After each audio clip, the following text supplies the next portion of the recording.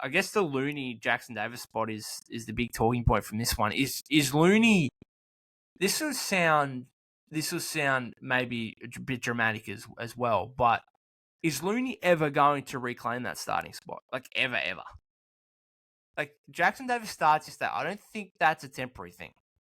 And I said, it's funny now because I said a few episodes ago, I said my prediction would be Jackson-Davis would be starting within 12 months. And then by the next episode, that had been cut down to the next 3 months. And now we're cut down to right now, within like 2 weeks.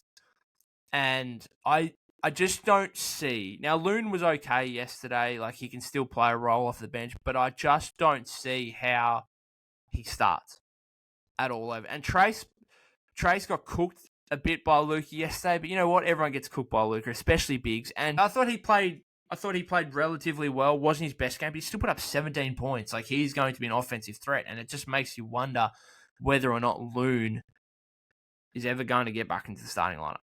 And it's going to be it's just impossible. It's especially once Draymond comes back. He's lost his spot now while Draymond's out.